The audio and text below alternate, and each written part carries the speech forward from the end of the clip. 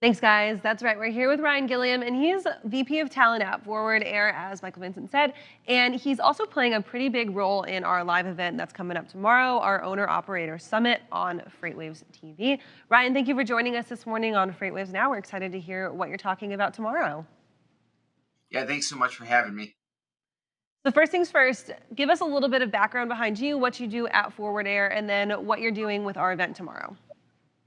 Yeah, absolutely. So, Vice President of Talent at Forward Air, somewhat of a complicated business here. We've got multiple business units. We've got our final mile delivery. We've got our LTL PUD, our forward intermodal drayage, our forward air truckload services, and then our LTL product. I have a team here in Columbus, Ohio, that actually supports the recruiting and retention, both driver and non-driver, for the entire organization. So we've got a team of about 10 fleet recruiters and anywhere between 7 to 8 non-fleet recruiters that support the hiring and retention of drivers and non-drivers across the organization. So and then tomorrow at the summit, we got two employees here from Forward Air that are going to join and talk a little bit about Forward Air. One thing I hear from a lot of people is that Forward Air is kind of the either the best kept secret or a good secret in the transportation industry. Not a lot of people understand what we do, and not a lot of people fully understand our capacity model. So Kyle Mitchin, our Chief People Officer, will be on with Craig Fuller, talking a little bit about the people side of things that we do. And then our CEO, actually, Tom Smith's going to join the What the Truck podcast to talk a little bit about our capacity model and about Forward Air in general. Yeah, that's awesome, Ryan. And Mike Vincent here. Hey, thanks for coming on. I'm looking forward to speaking with your CEO tomorrow on What the Truck. It's going to be awesome, and really talking about the things that are Forward Air. Because a lot of people don't even understand really how air freight actually moves in the United States and how what feeder systems and that type of stuff do. So we'll be talking about all that kind of stuff and your people stuff. So let's talk a little bit about relationship building with owner ops. How do you do that? What are the keys to building those relationships with those people? Yeah, it's a great question and something to call out. I mean, across all of our business units, not just our air freight, we deal with almost exclusively independent contractors and fleet owners. It's our model, and we're pretty good at it. And really, and we retain them, and there's reasons for that. I've always said I oversee the recruiting, marketing, onboarding, and retention. So we try to drive a value through all four of those departments, and it's really a culture of accountability that turns into a culture of trust, right? So it starts at marketing, right? Everyone's marketing to independent contractors. There's carriers, there's moms and pods that are marketing crazy dollar amounts. They're marketing crazy promises.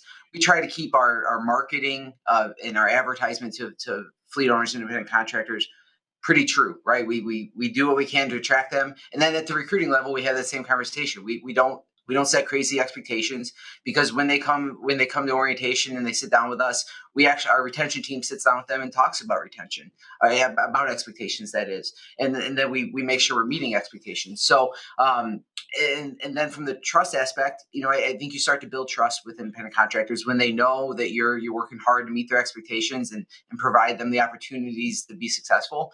But we also have some accountability checkpoints, if you would. We have a driver board that our CEO, our Chief People Officer, our CCO, COO, they all take part in, and we listen very closely to our independent contractors and our fleet owners. About half of our over the road fleet is fleet owners with small fleets. And we listen, we talk to them on a regular basis to hear what they're hearing in the market. So we listen, we have 2 ears, 1 mouth. We try to listen a lot and hold up to our promises.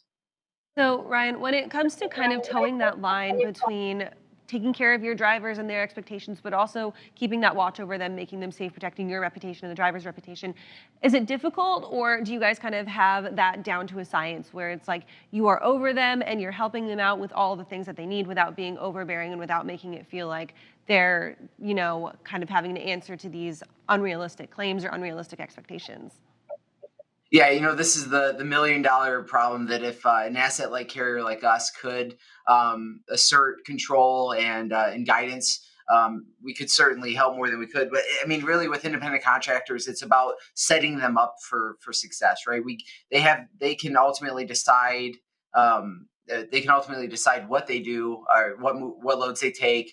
They can decide when to put their truck in the shop, when to take home time. But we make sure we give them the opportunities to be successful, and then we have a number of third-party partnerships with support services that help them with keeping their business running, keeping their truck running.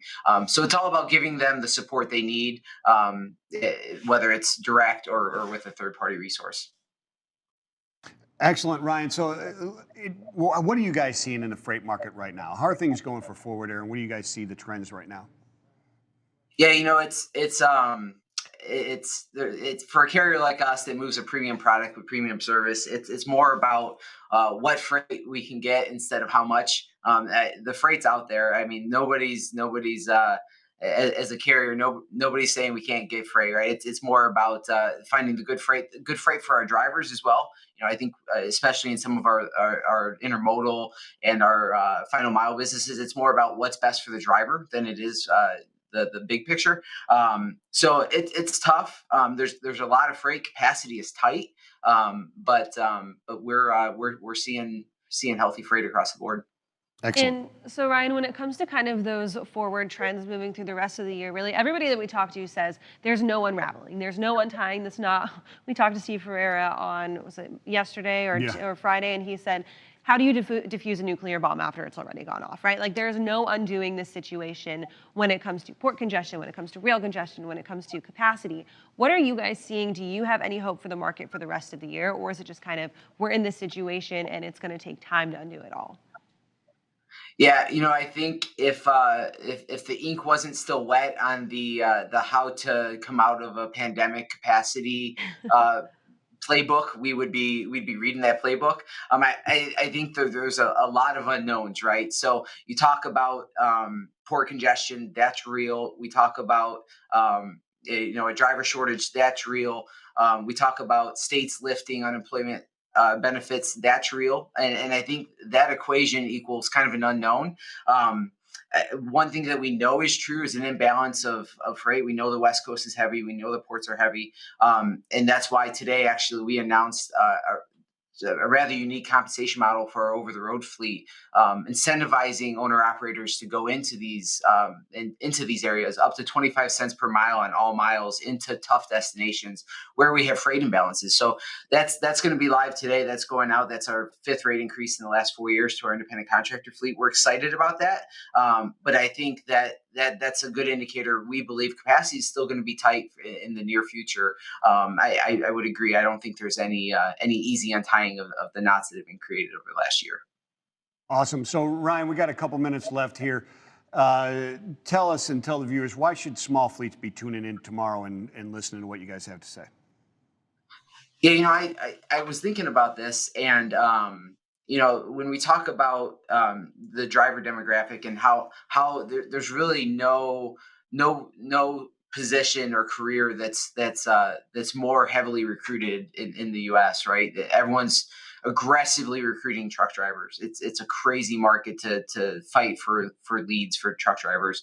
I wouldn't say that's true in small fleets, right? There's small fleet owners aren't necessarily targeted as heavily as independent contractors and company drivers. So I think this is an exercise for them to learn more about the space around them, learn more about their options as small fleet owners and carriers. Right now, a lot of these small fleet owners are in the spot market. As soon as the cycle turns, that there are options that are significantly better than staying in the spot market with your own authority. I think it's smart for small fleet owners that maybe haven't been as exposed to their options as a typical driver would be, to just learn more about the world around them. Ryan, obviously anybody that's super interested in what you guys have to say wants to hear from your CEO, can tune into our Owner Op Summit tomorrow. But if people want to get on board with Forward Air, where should they go if they want to kind of check out more of what you guys have to offer? Yeah, absolutely. I've got a really fun recruiting team here in Columbus, Ohio. If you want to talk to one of them, visit driveforwardair.com, toss in a quick application there, or give us a shout on the phone number on there. Awesome. Excellent. Thank you so much, Ryan.